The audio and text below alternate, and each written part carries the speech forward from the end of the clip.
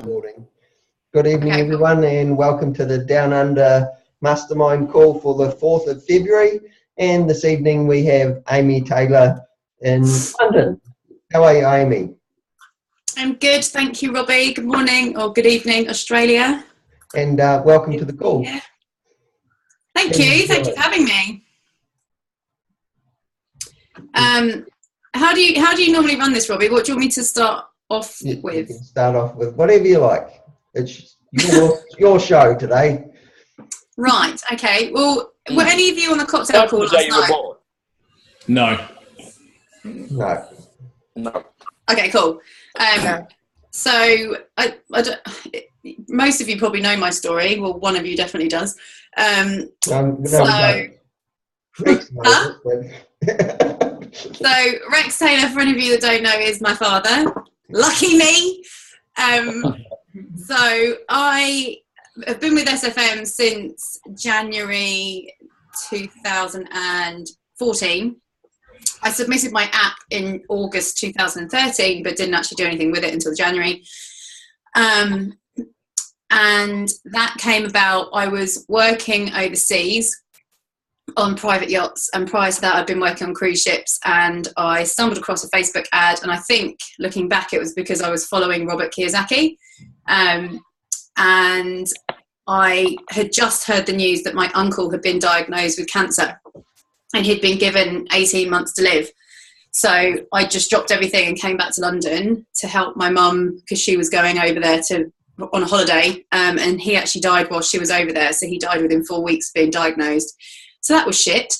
And so once I was home, I was kind of floundering a bit because I didn't want to go back into the corporate world, which I had been in as a travel agent for sort of on and off whilst I've been traveling in between my travels.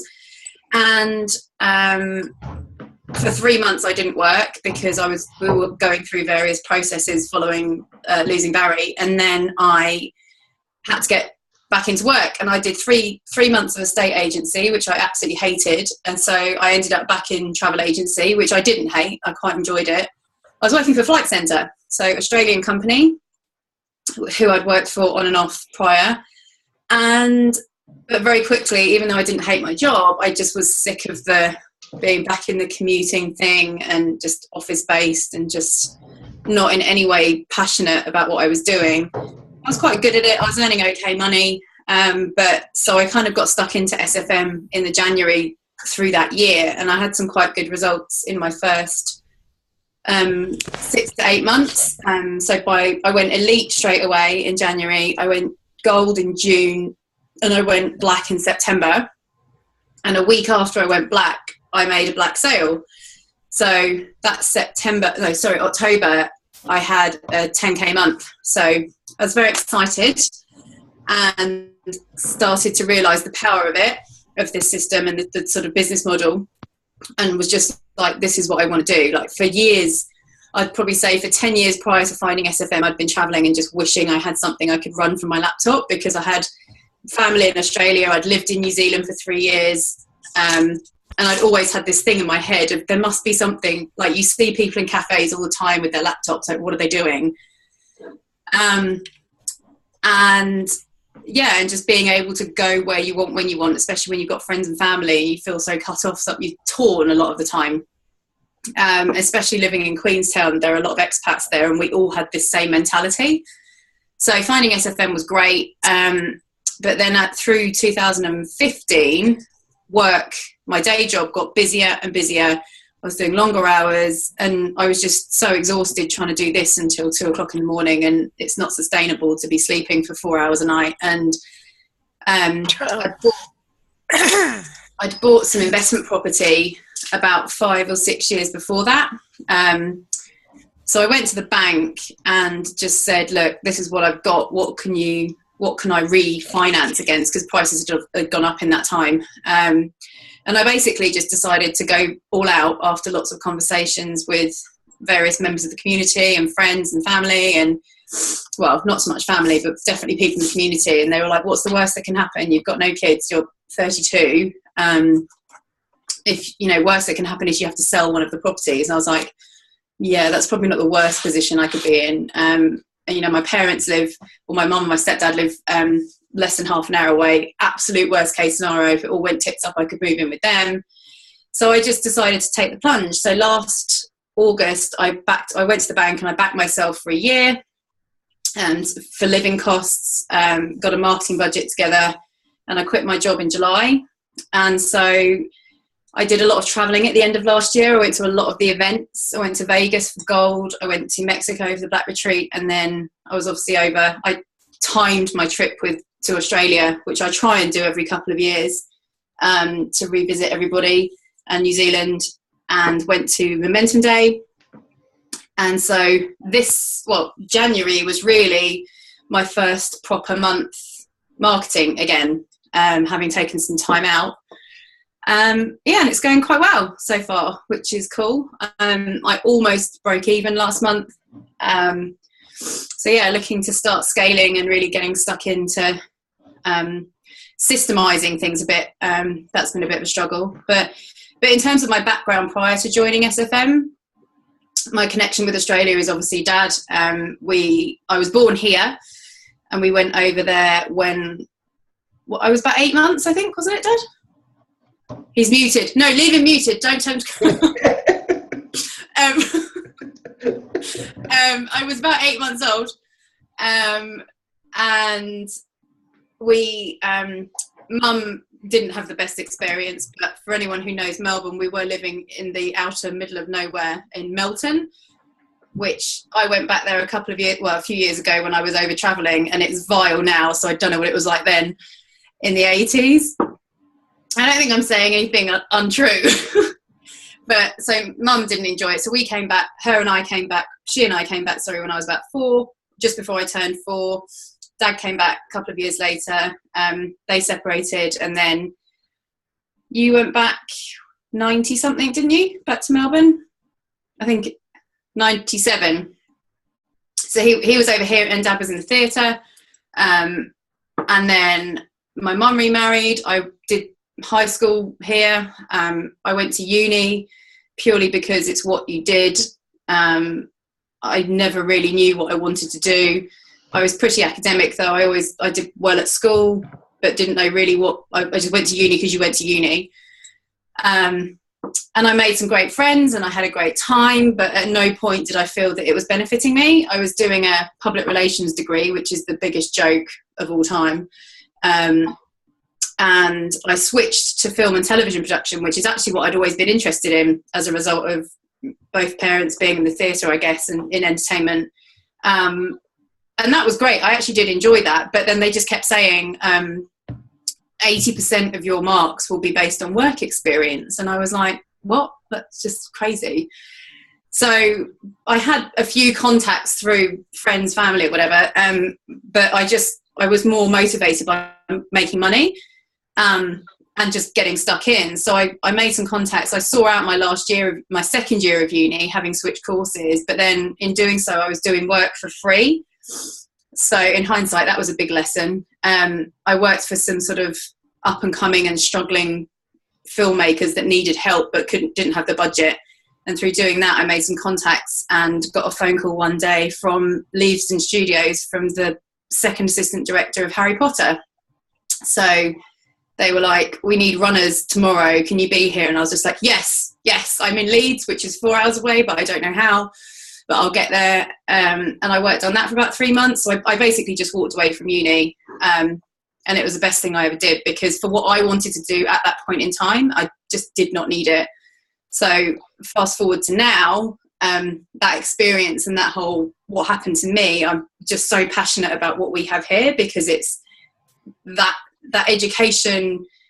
I think with kids especially, I look back, it's probably even more so now, but I just think you're under pressure from about the age of 12 to decide what you want to do, because some people will argue it, but in the system in the UK, at age 14, you're choosing your GCSEs, which is what you do at 16.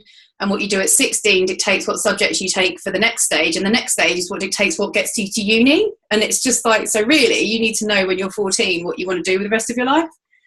So that is a big, big part of why I believe in what Stu and Jay have created and the education take on it. because I think just having a skill set that is just so required, and I think kids that are coming through education now are going to be even more aware of that and passionate about it. So it's exciting times. I'm really behind the vision.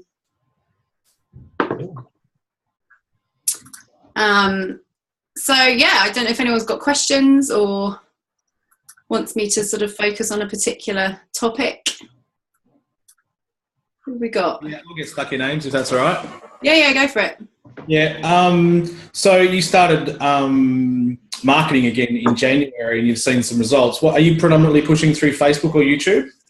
Yeah, YouTube. I use Facebook. I have been on Facebook. When I first started, it was all Facebook, and I got Facebook pixels set up, and I intend to retarget on Facebook because it works so well in conjunction with YouTube. But having only just got going again, I'm just trying not to get distracted because YouTube is just such a monster. You can keep it simple, but there's just so many tools and variables and things that you can just, so it's kind of going like there's enough in here to be working with.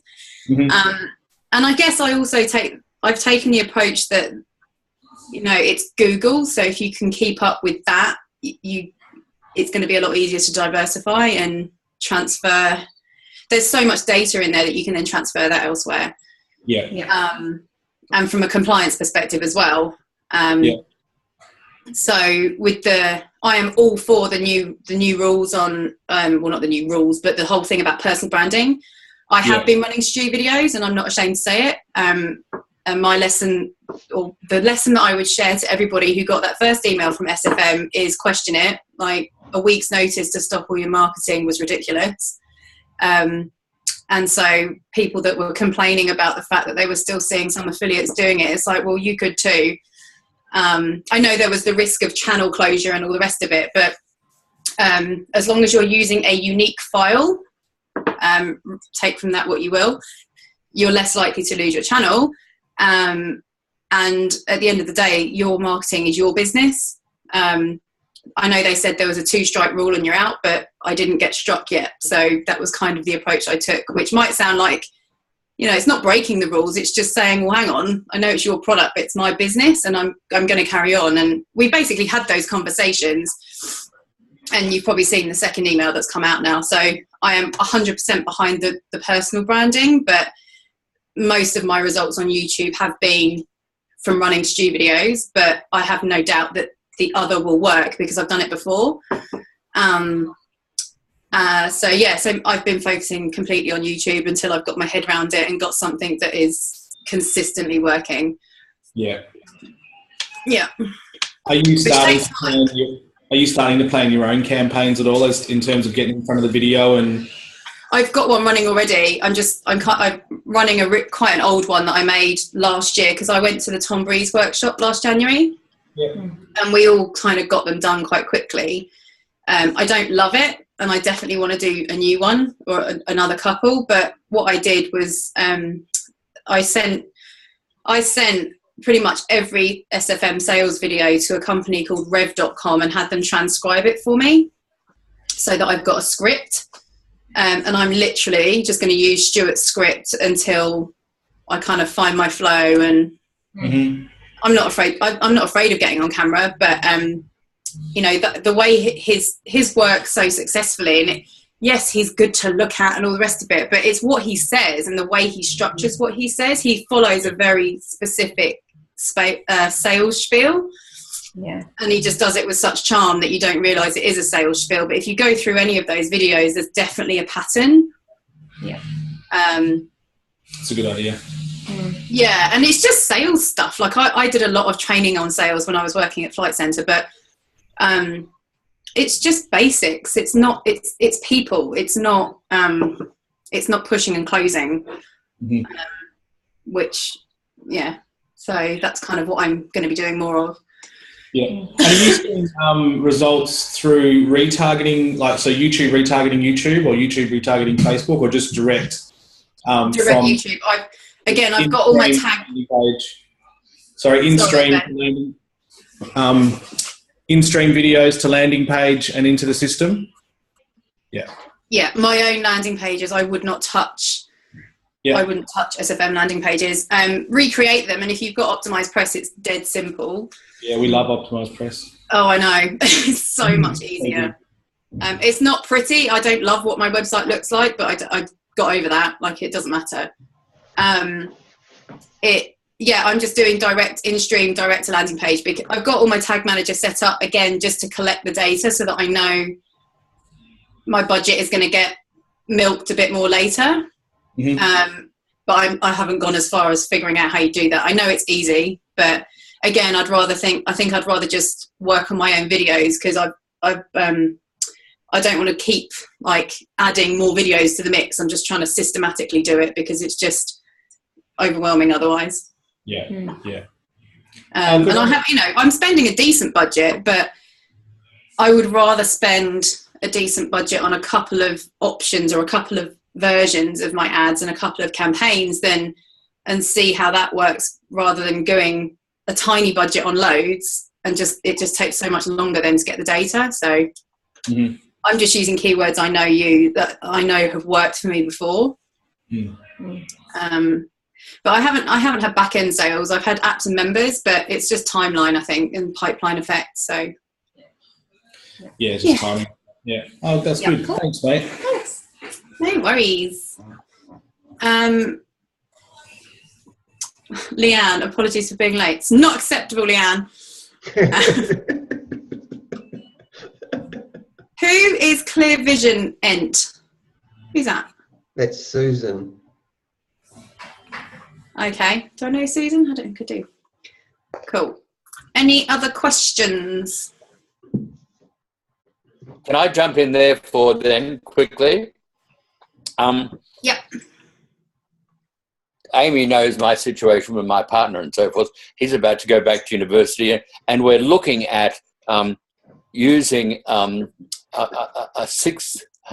much was it? $400 a month budget, advertising budget. Is that a good amount to sort of get the ball rolling seriously? Would you suggest? Australian or US dollars? No, Australian, yes. Yes. So is that slightly less than that US? I can't remember. $100 a week, Australian. It's small, and I think for YouTube it is quite small. But that's not. I mean, you guys you've been getting leads, haven't you? Oh yeah, we've been getting opt-ins and so forth, leads, $5 a day for $1 a spot, really. Yeah, so that's where you kind of need to make a call at some point on they're cheap leads, but are they converting? And are you better off getting one lead a day that does convert? So you're positioned at gold. I don't know what the lifetime value is for gold. Black, an app is worth $970 odd. So I'm prepared to spend that to get an app. I was getting apps for about, I'm talking in US dollars because I have to convert it to pounds, but my apps last month worked out for YouTube at about £280, which is a lot, but it will come down. And because they're worth so much when you're positioned at black, I'm prepared to do that. But I think you need to find out from asking in groups or whatever what your customer value works out at gold, because whilst leads are great and it's the first step, if you've been doing that for however long you've been doing it and you haven't, and the number of apps don't work out, just do the maths and see if it's worth pursuing. And also, are you doing in-stream or? So ignorant of that, because Henry does all that. I just write the broadcasts continuously. Well, like I've said to you before, and I hate to embarrass you, you need to figure it out. We have a loving relationship, my daughter and I. No, we have an honest relationship, which is the way I am with everybody. No, sure. But even if you don't know how to set up the ads, you can crunch numbers. Like, you have a sales background. I think you should be getting, he might not have that skill. Like, the two of you together have a really good mix of skills. And I think you should at least say to him, pull up the report, or pull up, even if he's doing it manually on a spreadsheet or a piece of paper, you need those numbers. That's the thing that's made a huge difference. Someone said to me yesterday, was actually sitting down and coming up with a plan that's very specific. So the first step is to decide how much you're going to spend and push it as hard as you can. Where can you cut back in your life? Like, what can you do to get that extra budget together? And it needs to be amount of money that A, scares you, and B, as a result of scaring you, is going to make you do the work.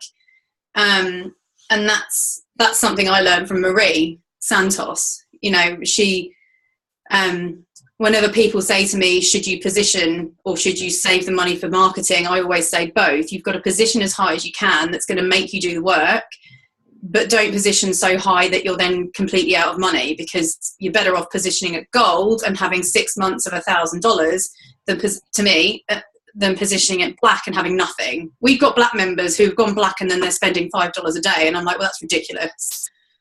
I think, because you only learn by doing the marketing. So work out how much you're going to spend, divide it by month, by week, by day, and then based on that, ask around, see what people's average lead cost is, so that you can do an estimate of how many leads you can expect per day.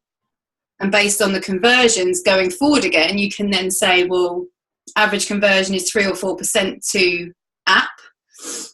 So how many apps can you expect? And then you've got a realistic expectation. I'm not saying you shouldn't set unrealistic goals. You absolutely should. But when you have members coming in and they're a basic member and they say, I'm going to make 10 grand a month, you say, okay, fine, take me through your figures. And they haven't got figures. It's like, well, you're dreaming. Like, you can do really well at the elite level. If you do volume, I said this to people last night, if you can do volume positioned at elite and then position, you're laughing. So you've got to be really specific, I think, with your figures, because anyone can just keep piling money in and piling money in and piling money in, and it's pointless. You've got to see those conversions before you do that. And people have done that. You know, that I know people that have got themselves into trouble doing that. And it's out of impatience. And Jay, actually, I was at Momentum Day in London a couple of weeks ago, and I sat with Jay for dinner, and he said, you know, he was so disciplined when he was marketing, so disciplined. Like if it did not convert, he just cut it off. And if it converted later, he'd think about turning it back on. But that's the one thing he prided himself on, was just being so disciplined with his budget. So how long did he leave it on for before he decided it wasn't working? Well, that's running a business, isn't it? I think to an extent you've got to be prepared to go into the red first, because with this system, there is a timeline. But you know, I'm in the red in terms of putting my money in, because I'm doing it at this stage in the game and I've got some experience. I'm confident doing it, but I've still got metrics that I stick to. You know, if my lead cost goes over, at the moment, if my lead cost goes over £6, it's done. And I've still got it.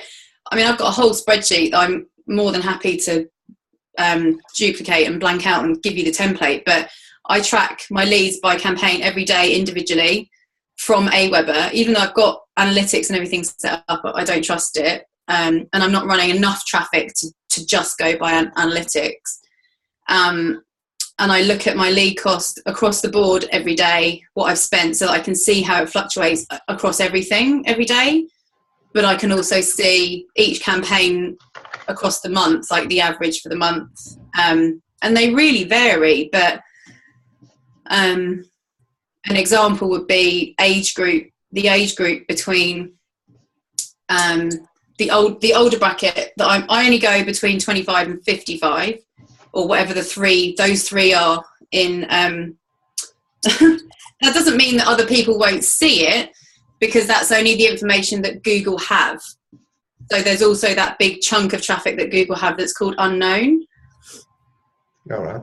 And I have tested that as well, but it was very expensive. I would have thought it would be cheaper because it's not qualified, but for me it was more expensive. But that's not to say it wouldn't be for someone else. But So the 25 to 55, the third category, so I think it's 45 to 54, are more expensive, but they do convert in the sense that they're probably people at a stage in life where they've got the money. They're not struggling to feed a family. They've had a career and possibly got sick of it. You know, it's just different stages of life. Whereas the next age group down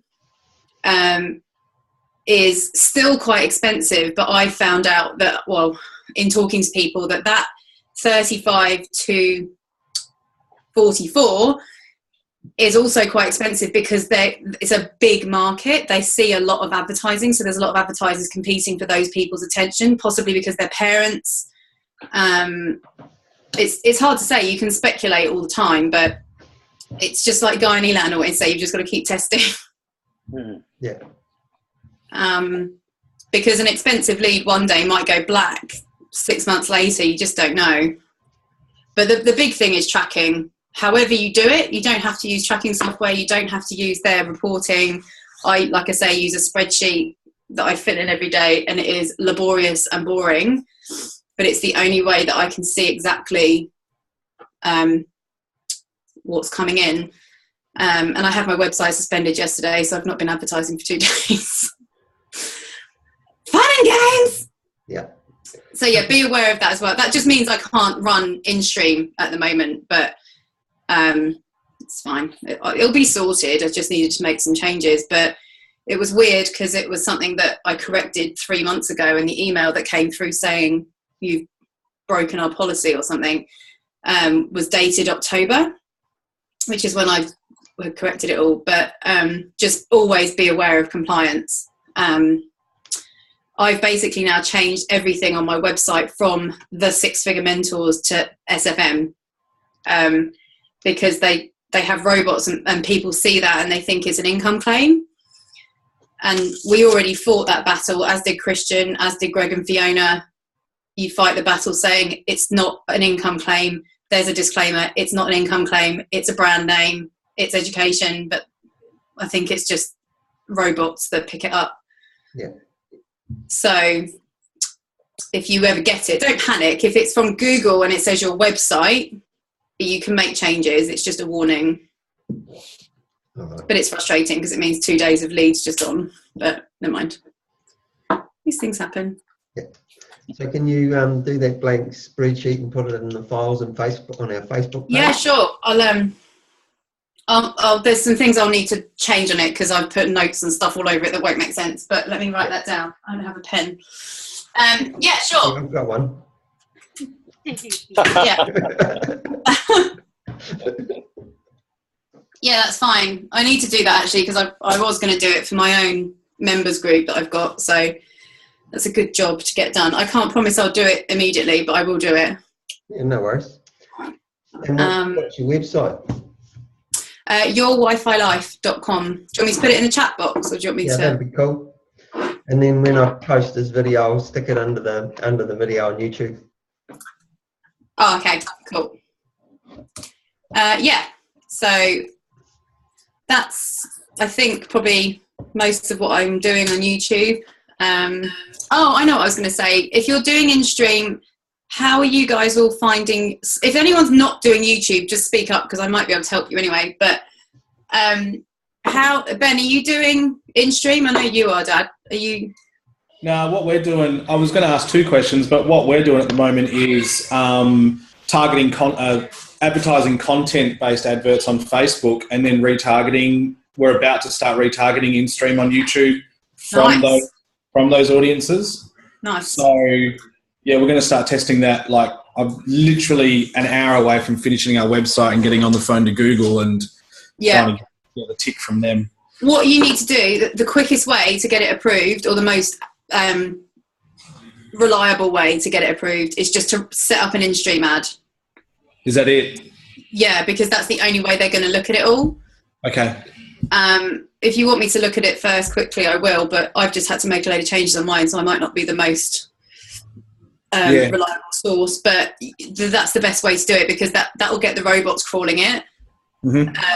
And it will tell you straight away if it's not approved. but you have to go through that process anyway. If you get on the phone to them, you just get customer services. They need something to look at first, so do that. Yeah. Yeah, I had a good Skype call with Chris McLean the other day, and Guy and Alana have basically said just to look at their new website because that's approved and follow the same format because we're using Optimized Press, so I've pretty much done that. So, okay. So if you do that and then they say it's not approved, that doesn't leave a mark anywhere saying... No. Okay. No. No, they'll send you a warning and then you call them. They're really good, and you should have someone.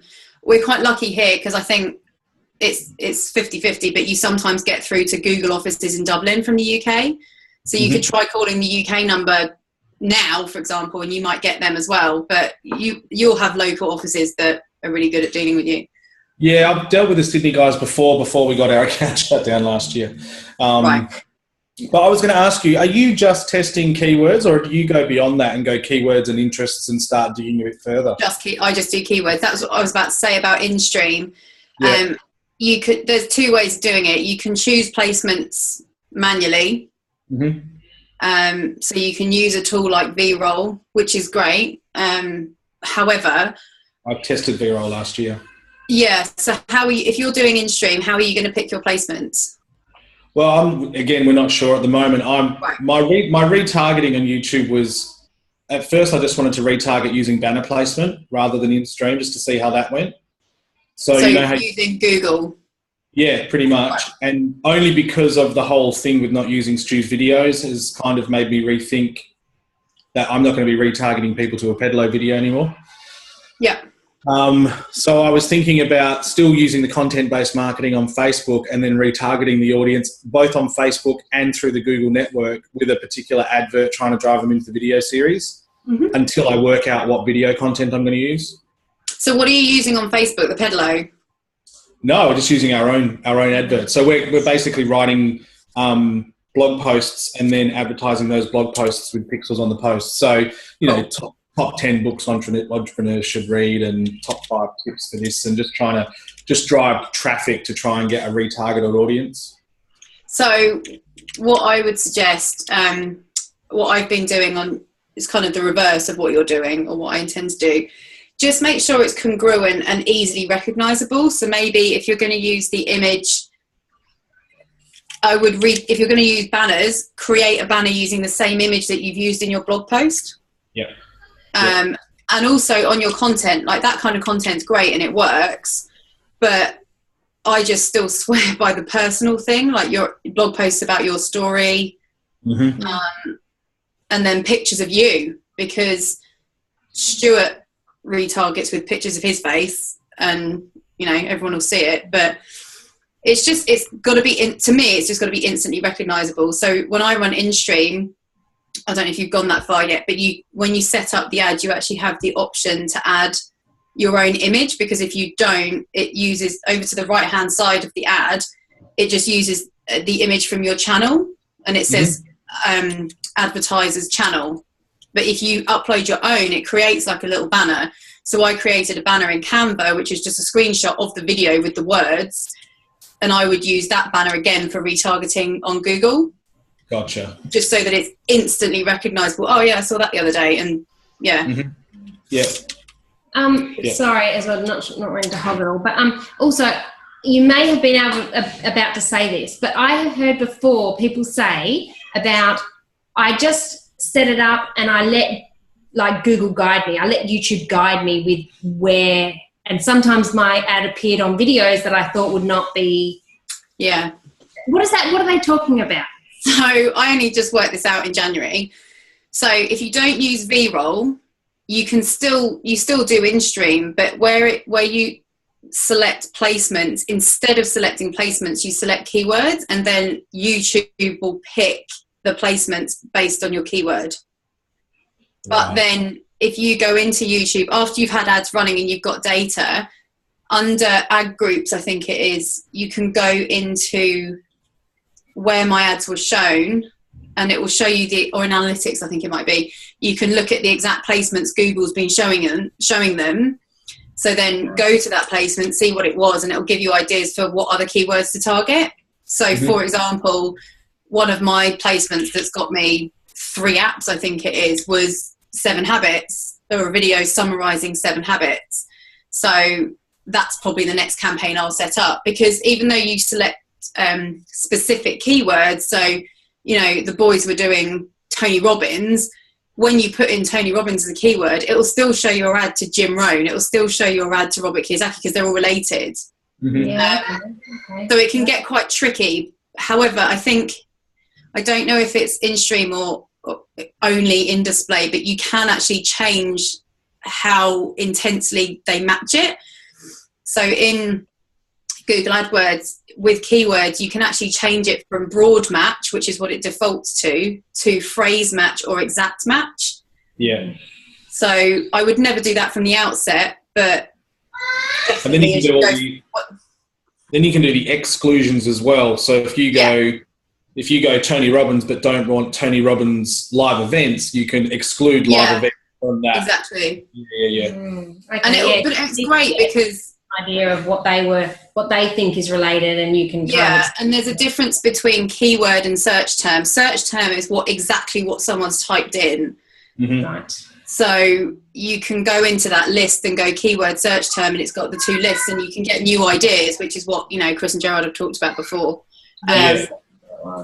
And you can also you can then see as well the cost per click of each one. So if you see that, you know, you've chosen Tony Robbins, but it's put, I don't know, Bob Proctor in there, and Bob Proctor's costing you $3 a lead instead of 30 cents, then I would exclude him for now. He's still a good keyword. There's a reason it's expensive. But if you're trying to do Tony Robbins, you don't want to start getting the lines blurred. Yeah. Yeah, we actually had a really good experience last year with Bing, not so much in results, but in terms of training. They were phenomenal on the phone. Like Blanche spent so many sessions with Bing learning about all of that stuff, and it was exactly the replica of Google. No results, but at least I learned. So if anybody from a training perspective wants to learn more about how to use phrase and broad and exclude and include and all that, just set up a Bing account, play dumb, and you'll get the entire lesson over a few days. That's amazing. That's really good. Really good. They were on the phone. Sorry. Thanks, Aim.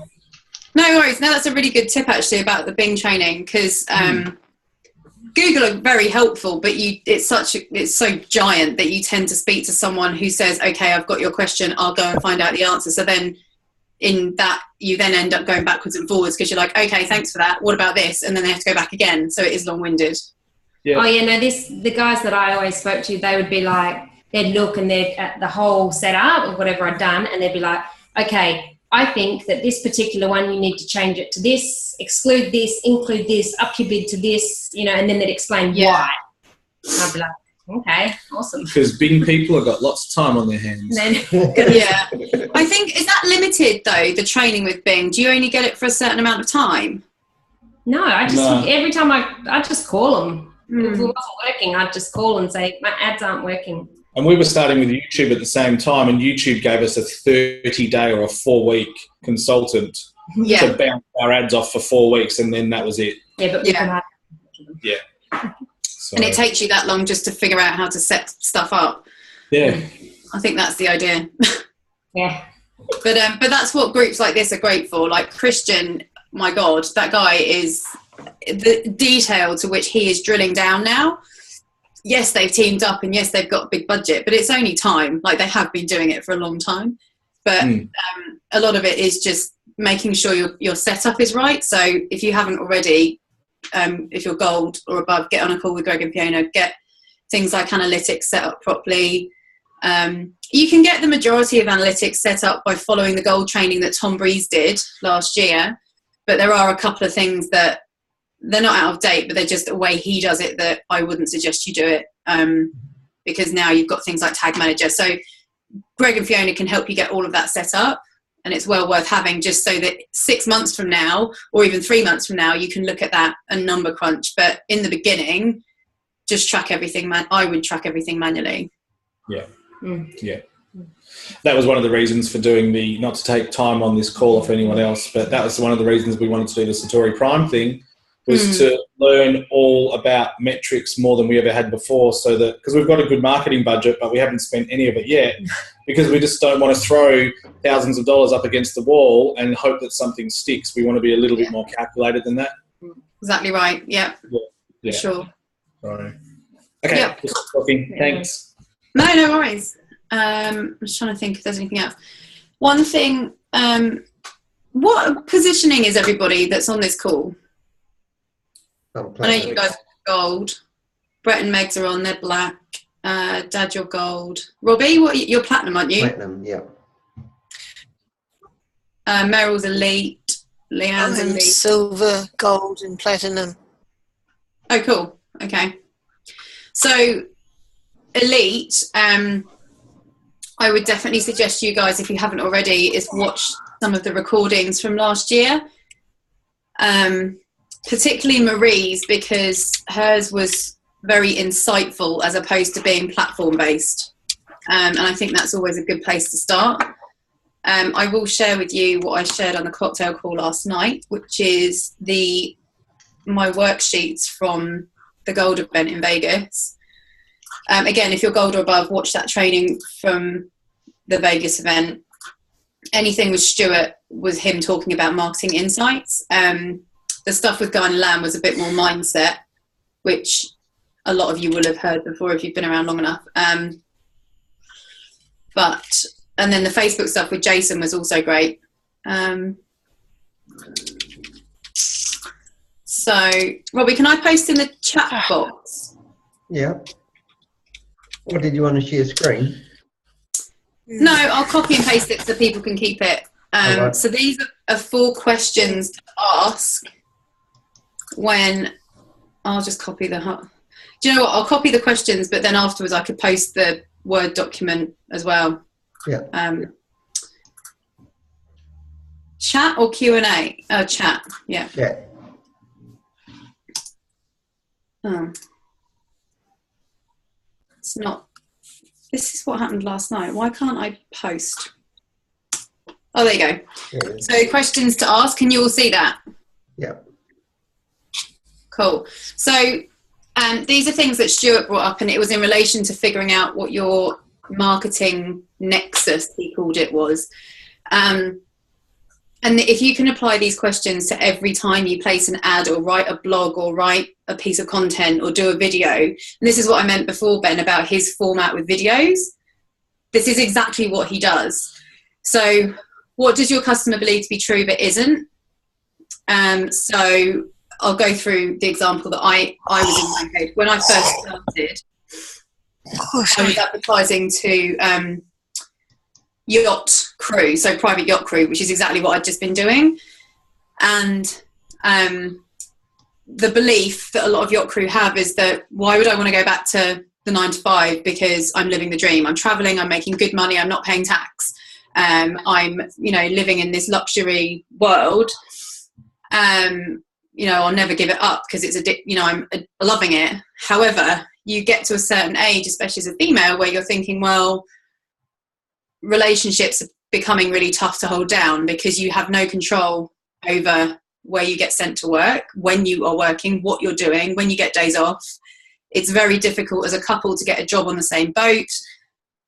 So often you'll be long distance, which creates all sorts of insecurities. Yes, you're earning good money, but you also get very long breaks, and your job is, you never know how long between jobs you're going to have. So quite often, like in my cruise ship days, I would earn good money and I'd save good money, but then I'd have 2 months off. So that doesn't last very long in London. And I was back to square one. So it's kind of challenging all the ideals that people have about their life. And once you start, you need to describe their problems to them better than they can describe them themselves, is what Stu would always say. So you start off, always ask questions. So my ad to Yacht Crew was, are you really living the dream? And just completely challenging straight away. So then number 2, moving on from that, was what are they doing right now to get the outcome they want, but is actually counterproductive for them? So I'm going to switch to a different example now, just because it's more relevant to me and my demographic. So the classic for me, whenever I'm talking to my friends, is they're saving for a deposit to buy a house. But that is not how they're going to buy a house or get a deposit to buy a house, because the house prices are going up quicker than they can save. So it's completely counterproductive. You need to find another way to save that deposit. So it's pointing out those sorts of things. So I used to do this all the time as a travel agent as well, actually, come to think of it. Like, people would ring and say, you know, a lot of travel agents would drop their pants to beat the internet. And I would say, I am not going to be cheaper than the internet. I do not work for free. So I know you're doing this, you're ringing me and you're trying to get me to price. I won't do it. I don't work for free. You're paying for a service. You're paying to save yourself time.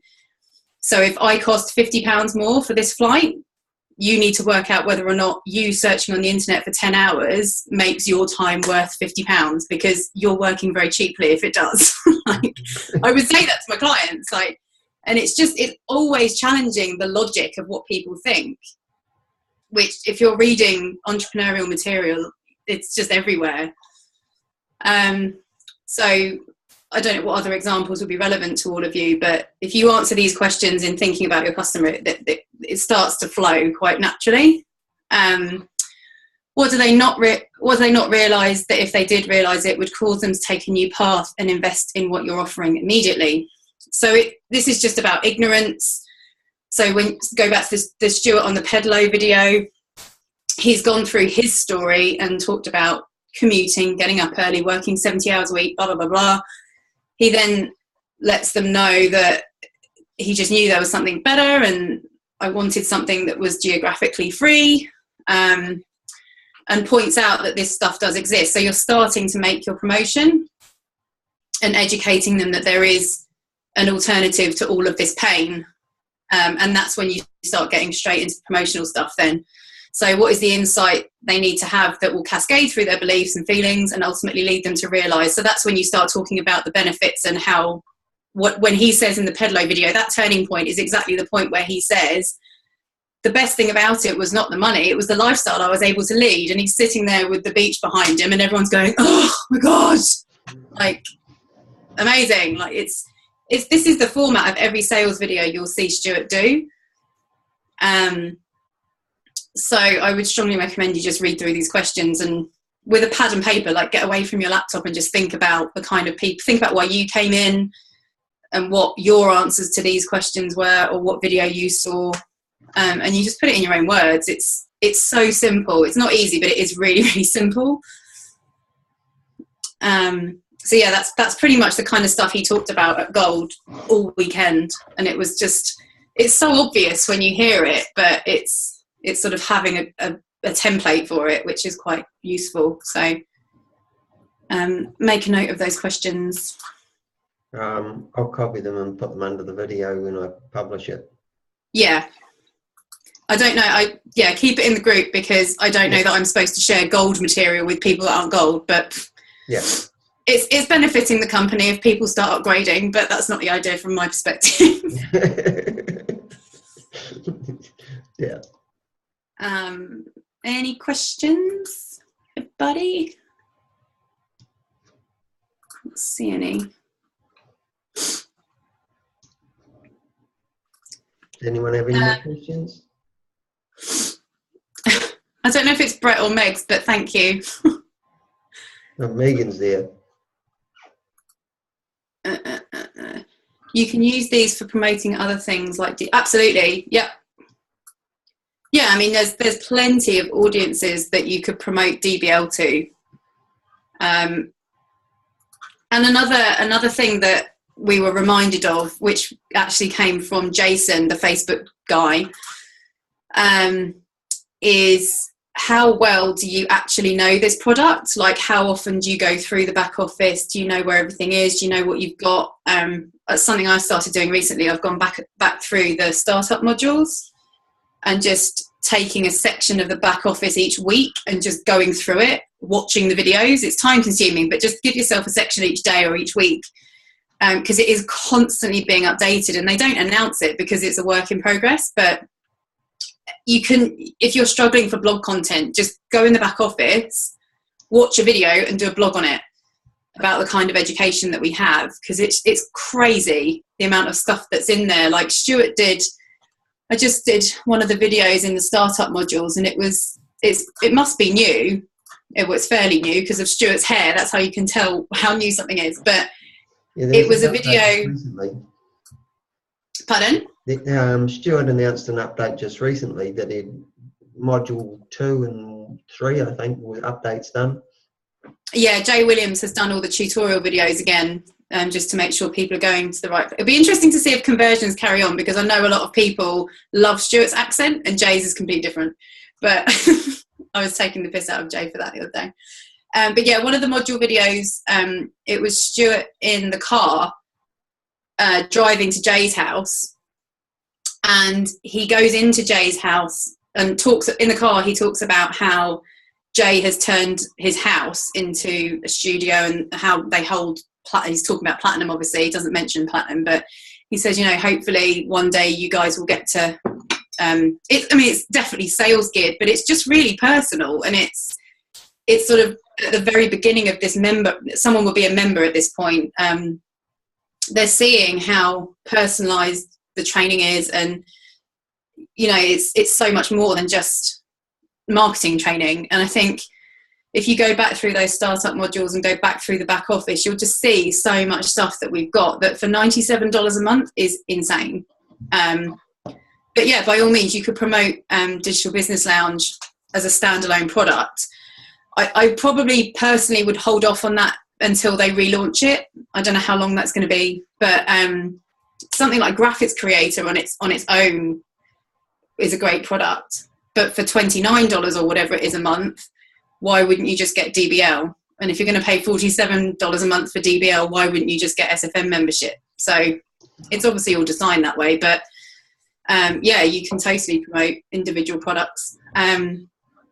If you go to the one thing I found yesterday, if you go to the SFM corporate site as well, that's another, so the sixfigurementors.com, that website's been updated a lot, and there's a lot of information on there that you might find useful. So you've got the whole commission breakdown for SFM. Cool. I'll just put the link in there. So you've got the whole commission structure there, not for DEA positioning, but you can pretty much just increase the commission to 40% for DEA. That's a really handy page. But yeah, the main corporate site, the public site, is full of information that wasn't there before. So once you've done all your money producing activities and content or whatever, should you have time, just take the time to go through the back office and through the site, because there's tons of information.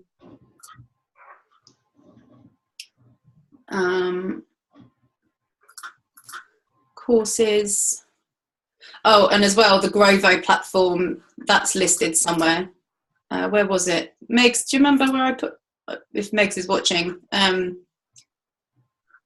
It was on the corporate site under, there's like a big table of what Grovo courses you get included with each membership level. Somewhere on there. I can't remember where I put it. Where is it? Pay. Oh, here you go. So course offerings is another one.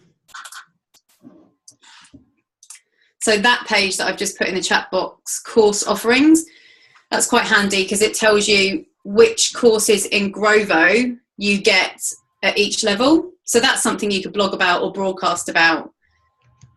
So all those micro learning courses that you get, Google Basics, Facebook Basics, Dropbox Basics, Chrome, Amazon, iPad tricks and tips, LinkedIn Basics, PayPal, like so much. There's tons, and they're constantly adding to it. So if you're, I know a lot of people are desperate to see when Grovo's going retail, but in the meantime, there's every reason to try and sell someone a basic membership or an elite or a silver membership, because they get all of this included. Yeah. Which for a monthly fee is really good value. So those are a couple of links to look at for up-to-date information. Not a problem. Cool. If anyone An hour and does, 3 minutes. Is that sufficient? I can stay. I'm not in a rush, but if anyone's got any questions, just speak up. No. Silence. You're trying to say something, Megan? Megs, you're muted. Oh.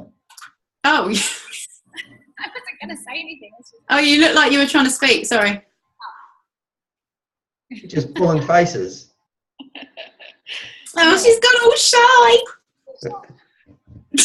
Yeah, right. Awesome. Yeah, exactly. What?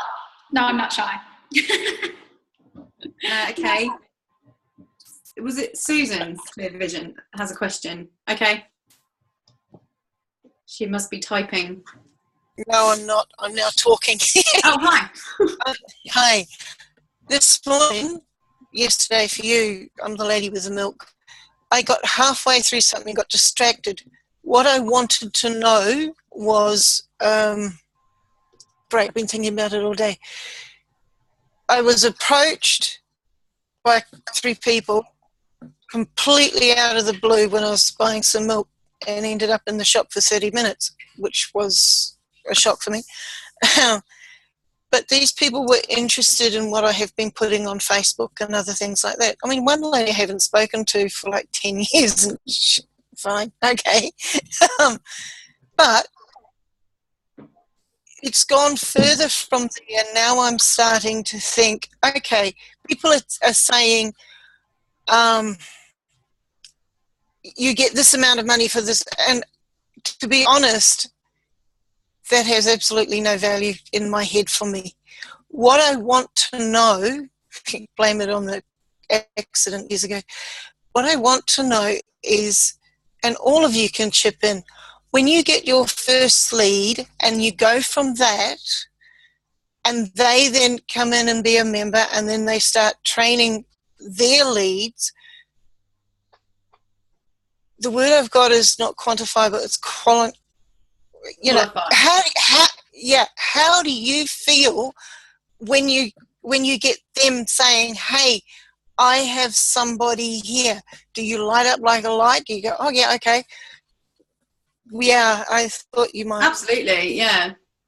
It's like I don't know, you wouldn't have been on it, but Chris and Gerard have done webinars before, and you know, they have obviously very much systemized their marketing. So they were saying they now do content for fulfillment, and it absolutely is. Like, don't get me wrong, I'm still trying to make money, and at the moment that's 100% a priority, but it's not fulfilling. I already know that.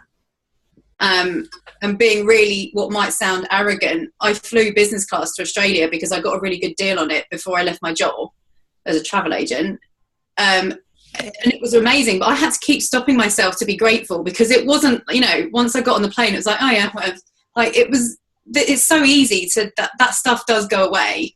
And I think that is absolutely the most satisfying thing for me out of SFM so far has been the people that I've brought in, the friends that I've made, and now seeing my members get results. Because one of them in particular, Kirsten, who's a great, awesome girl, she was like the perfect example of my marketing being spot on. We're now really good mates. We were off our faces together in Vegas. She used to work on the boats.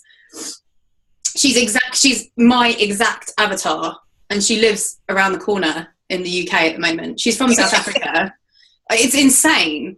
And it's just, you then want, like, it doesn't even enter your head to get money out of those people, because that you consider them your friends. Like, Megs and I are always talking, and we're not even focusing on the same stuff, but it's just, that's what human beings get fulfillment from. And the fact that you can earn a shit ton of money at the same time is quite nice. Like, okay, and that puts it in perspective for me, because I mean, okay, previous to, when was it, 2012, when I literally just walked out of the job I was doing 120 hours a week, and that was on call. I had the radio next to me. The place that bloody radio didn't go was in the shower with me and into the toilet. I banned it, and the guy who owned the oh, believe me, it went everywhere else. So I was constantly attached to a radio. It has taken me so long to actually have a clock in my room because of the lights. So I was literally driving, and don't get me wrong, anyone who's under the weather, drunk, whatever, I really appreciate it when they catch taxis, just not what they do in the taxis, because that's what I was doing, driving taxis. So it gets very dangerous if you're doing things like that for the money, which it wasn't really that much. It worked out, by the time I'd paid everything off, it worked out at $2.65 an hour. Yeah. Believe me, it really was interesting. Yeah. So when I say, yeah, I hear you, I hear the word money, fine, yep, it just washes over me because, oh, good, yes, because that's what got me into the problem in the first place. Now you're talking my language, the quantifiable stuff. That's what I'm looking at. Yeah. And to say I want to go and earn the money, it just goes block up. I just cannot handle that. I mean, but like I said, you're talking my language now. It's really good that you're clear on that as well, because I'm kind of a mixture of both. Like, if people ask me what I'm making, I tell them. I don't lead with it in my marketing, and I know that there's sometimes a really two really distinct camps of thought on it.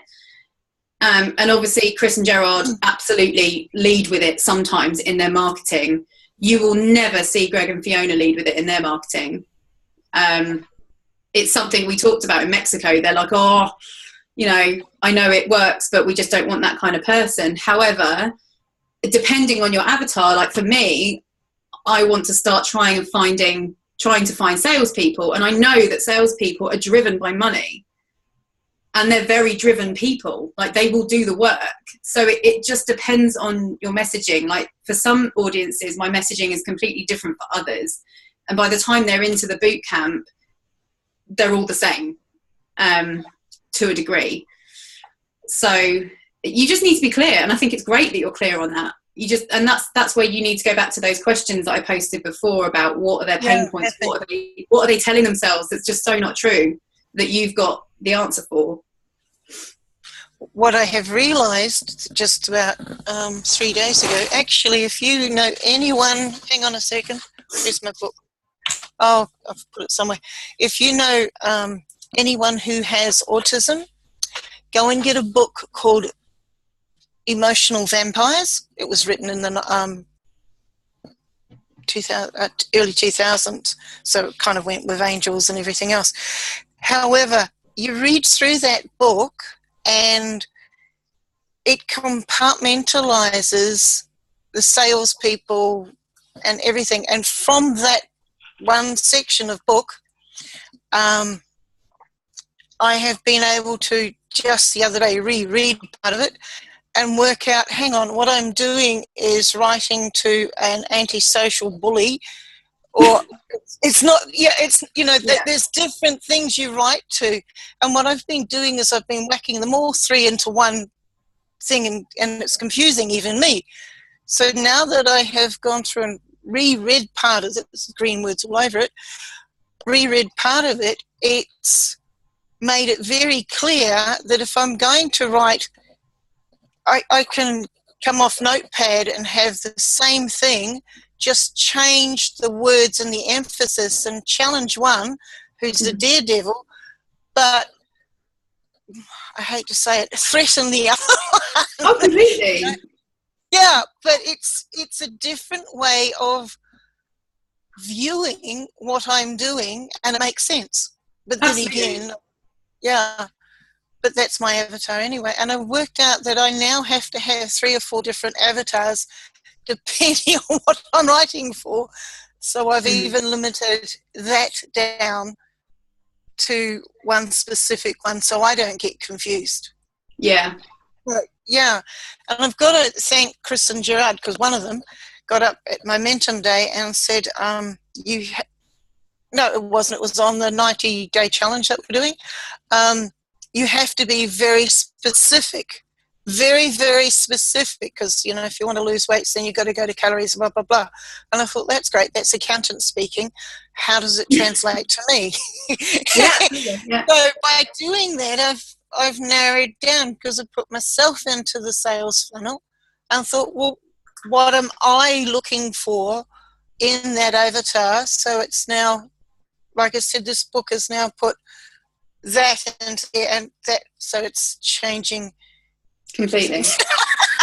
No, everything you're saying is right. Yeah, I think so. And it's like you'll hear Guy and Elan say all the time, or everybody say, if you market to everyone, you market to no one. So you will get comments and responses to your emails from people that completely disagree with you, but that's what you want. You want to polarize people. Now I see what you're saying. So you've got one idea, two ideas, and they're joined together, conceptual. Fine. I understand. Well, they're completely separate because they're two completely different audiences. Like how I would speak, how I would speak to salespeople who are completely driven by money is writing a blog saying I made X thousand in a month. Bang, done. You won't get away with that on Facebook, but it's a different message. To someone who is into meditation and travel and going to India for a month to do a retreat, who it's like, that doesn't even, it's disgusting. They'll hate it. Like, it just doesn't, you're right. You're absolutely right. So just keep going through those questions and answering those questions with what you've just said, and it's completely relevant. Thank you. And then find out what taxi drivers like on Facebook or what they read, and you can do offline marketing. You know, there's ways. I don't know what your marketing budget is, but Zero. You know, there's Zero. Right. It's a lot of work. So you might be better off doing offline marketing and getting some cheap postcards made or something, you know, and putting them in taxis, or just speaking to taxi drivers. I don't hop on taxis. I'm just speculating on the kind of thing. You need to just find where they're hanging out. Yeah, it's interesting, because what I'm doing is running an autism campaign. So I'm starting to get feedback from that. It's interesting. That's really interesting. And I mean, you know, what I've just gone and looked for emotional vampires on Audible, because that's what I listen to books all the time. I've added it to my wish list. It sounds really interesting. By The Blokehead is the name of the writer. That's appropriate for an Australian down under call. If you'll just wait a minute, I'll go down to the other end of the house and I'll get it and make sure that you've got it right. It's emotional vampires. How to deal with emotional vampires and break the cycle of manipulation. It's a red cover. No, mine's blue. So can you just hang on a second? It won't be long. Sure. Okay. Any other questions?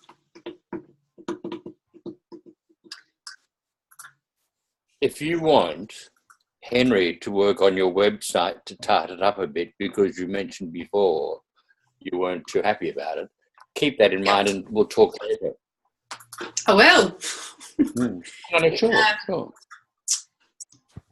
Yeah, I am starting to think about looking at it. It's just not something I'm trying to make a priority, because as we all get old. Well, you can go and see Mona's website, because he did that. I've seen it. It's good. I like it. Yeah, good. Cool. Any other questions, anybody? I need more coffee, so you can either come with me or I'll have to wrap it up. Okay. That is the book, Emotional Vampires, Dealing with People Who Drain You Dry, by Albert J. Bernstein, PhD. Oh, wow. Okay, no, that's not the same one I've got. Didn't think it was.